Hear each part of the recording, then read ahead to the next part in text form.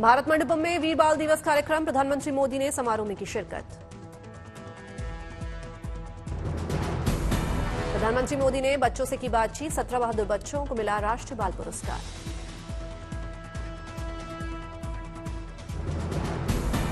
बेलगावी में कांग्रेस कार्य समिति की बैठक, मीटिंग में लगे पोस्टर पर मचा सियासी बवाल। कांग्रेस ने बेलगावी अधिवेशन में लगाया गलत भारत नक्शा, पाक अधिकृत कश्मीर और एक्साइड चीन को नहीं दिखा भारत का हिस्सा। बीजेपी ने कांग्रेस की नीयत पर उठाए सवाल, कहा देश विरोध ताकतों के साथ कांग्रेस का गठजोड़। बेलगावी में 2 दिनों तक चलेगी कांग्रेस सीडब्ल्यूसी की बैठक, अंबेडकर मुद्दे को लेकर नई रणनीति पर मंथन। दिल्ली विधानसभा चुनाव में एकजुट होकर मैदान में उतरेगी एनडीए, सहयोगियों की कुछ सीटें दे सकती है बीजेपी। दिल्ली चुनाव से पहले इंडिया गठबंधन में तनातनी, कांग्रेस को बाहर करने के दूसरे दलों से बात करेगी आम आदमी पार्टी। सूत्रों के मुताबिक कांग्रेस के नेताओं की तरफ से लगातार हो रही बयानबाजी को लेकर आप नेता नाराज, दिल्ली यूथ कांग्रेस ने अरविंद केजरीवाल के खिलाफ दर्ज कराई थी एफआईआर। दिल्ली में केजरीवाल के खिलाफ बीजेपी का विरोध प्रदर्शन, महिला मोर्चा ने जमकर की नारेबाजी, केजरीवाल को बताया झूठा। केजरीवाल के घर पहुंचे वक्फ बोर्ड के कई इमाम, 17 महीनों से सैलरी न मिलने का दावा। अजमेर के दरगाह इलाके में अवैध अतिक्रमण पर शिकंजा, कई इलाकों में चला बुलडोजर, नगर निगम की रूटीन कार्रवाई जारी। एक्टर अल्लू अर्जुन के बचाव में उतरे बीजेपी नेता अनुराग ठाकुर, बोले कुछ लोग उन्हें नीचा करने का काम कर रहे हैं। अनुराग ठाकुर ने कांग्रेस पर लगाया राजनीति करने का आरोप, बोले कुछ लोग कंट्रोवर्सी कर रहे हैं।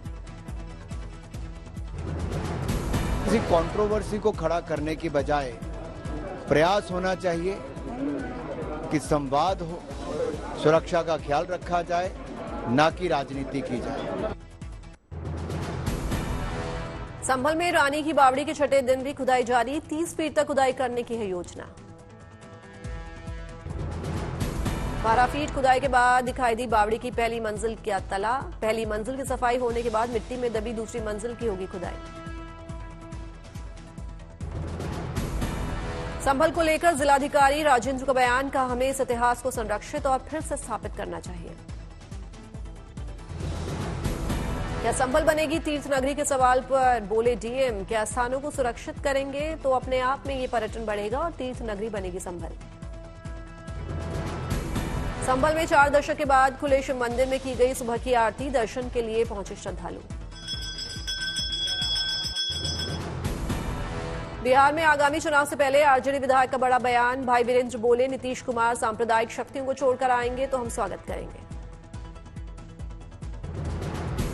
सांप्रदायिक शक्तियों को छोड़कर आते हैं और उनका भी मन भर चुका है सांप्रदायिक शक्तियों से रहकर, देशद्रोहियों के साथ नहीं रहने की इच्छा है, तो आए तो निश्चित रूप से हम। लेकिन सर पटना में बीपीएससी के अभ्यर्थियों पर लाठीचार्ज पर हंगामा, अभ्यर्थियों को समर्थन करने के लिए गर्दनीबाग धर्मस्थल सांसद पहुंचे पप्पू यादव। पटना में लाठीचार्ज पर सियासी संग्राम, लालू ने नीतीश सरकार पर साधा निशाना, कहा लाठीचार्ज गलत है। बीपीएससी मामले पर तेजस्वी ने किया ट्वीट, लिखा एनडीए के नेता बीपीएससी परीक्षार्थियों को पुलिस से पिटवाकर इस गुंडागर्दी को उचित ठहरा रही है।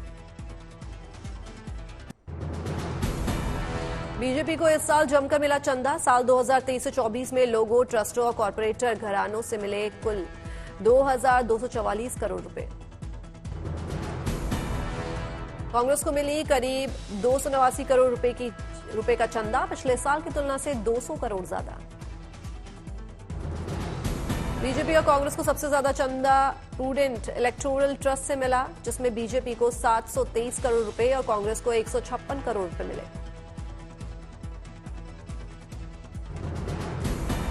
तेलंगाना के पूर्व सीएम चंद्रशेखर राव की पार्टी बीआरएस बनी दूसरी सबसे बड़ी पार्टी, कुल 580 करोड़ रुपए मिले चंदा। निर्वाचन आयोग ने जारी किए आंकड़े, बीजेपी को फ्यूचर गेमिंग से भी मिला पैसा। विवादों में घिरा मेलबर्न टेस्ट, अग्रेशन में ग्राउंड पर विराट कोहली और सैम कॉन्स्टास के बीच टक्कर, कोहली पर मैच फिक्स की 20% लगा जुर्माना। बढ़ सकती है विराट कोहली की मुश्किलें, टक्कर कांड पर आईसीसी करेगा रिव्यू। घटनाक्रम का वीडियो देखेंगे आईसीसी के अधिकारी। वीडियो देखने के बाद रिपोर्ट में बताएंगे कि आखिर ग्राउंड पर क्या हुआ, कैसे टकराए दोनों खिलाड़ी। मैच रेफरी और एम्पायर की रिपोर्ट पर आईसीसी दोनों खिलाड़ियों से मांग सकती है सफाई। दोषी ठहराए जाने पर फाइन या कुछ मैचों में बैन की सजा भी हो सकती है। टक्कर वाली घटना को लेकर बोले ऑस्ट्रेलियाई खिलाड़ी सैम, कहा मैच के भावनाओं में हो गई घटना, ग्राउंड में ये सब होता रहता है। राम मंदिर में प्रभु रामलला की प्राण प्रतिष्ठा की पहली वर्षगांठ पर होगा भव्य कार्यक्रम, मंदिर ट्रस्ट ने दी जानकारी। श्री रामलला विग्रह की प्राण प्रतिष्ठा की पहली वर्षगांठ अगले साल 11 जनवरी को मनाई जाएगी। इस पावन दिन को प्रतिष्ठा द्वादशी के रूप में मनाया जाएगा। वैदिक मंत्रोच्चार से गूंजेगी प्रभु श्री राम की नगरी अयोध्या, यजुर्वेद के मंत्रों के साथ होगा हवन। श्री राम मंत्र का 6 लाख बार होगा जप, हनुमान चालीसा का भी होगा पाठ। शाम 5:30 बजे से 7:30 बजे तक होंगे सांस्कृतिक कार्यक्रम, रामचरितमानस पर प्रवचन का भी कार्यक्रम। दिल्ली एनसीआर के कुछ इलाकों में कोहरे की चादर, 60 डिग्री सेल्सियस तक पहुंचा तापमान। दिल्ली में कोहरे से कम हुई विजिबिलिटी, हवाई यात्रा समेत प्रभावित हुई रेलवे सर्विस, कई शहरों से दिल्ली आने वाली 18 ट्रेनें लेट। राजधानी समेत एनसीआर के लिए मौसम विभाग का अलर्ट, 28 दिसंबर तक घने कोहरे को लेकर चेतावनी। दिल्ली में चल सकती है तेज हवाएं, मौसम विभाग की हल्की बारिश होने की भी संभावना। राजधानी में बढ़ती ठंड के बीच रैन बसेरों में सहारा ले रहे हैं लोग, खराब हवा अभी भी लोगों के लिए चिंता का सबब। दिल्ली की ठंड में जवानों का जोश दिखा हाई, कर्तव्य पथ पर परेड की रिहर्सल करते नजर आए जवान। उत्तर प्रदेश के संभल में सर्दी के बीच बेसहारा लोगों का सहारा बना रैन बसेरा, ठिठुरन में अलाव सेकते नजर आए लोग। आगरा में सर्दी के साथ कोहरे ने बढ़ाई परेशानी, कोहरे की चादर में छिपा ताजमहल।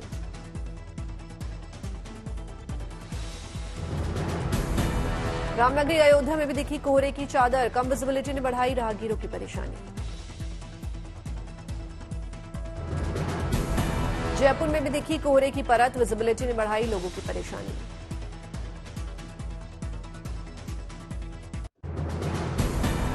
उत्तर भारत के 3 पहाड़ी राज्यों में जबरदस्त शीतलहर, श्रीनगर में न्यूनतम तापमान -7.3 डिग्री दर्ज, डल झील का बड़ा हिस्सा जमा।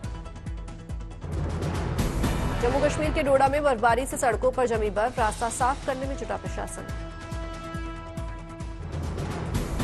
डोडा में देखी सैलानियों की भीड़, पहाड़ों पर बिछी बर्फ की सफेद चादर। बद्रीनाथ में बर्फबारी के बाद लगातार माइनस में बना हुआ है तापमान, 1 फीट तक जमी है बर्फ, मौसम साफ होने के बाद गजब का नजारा। उत्तराखंड के चोपटा में फैली बर्फ की सफेद चादर, नए साल का जश्न मनाने को लेकर बड़ी संख्या में पहुंचे सैलानी।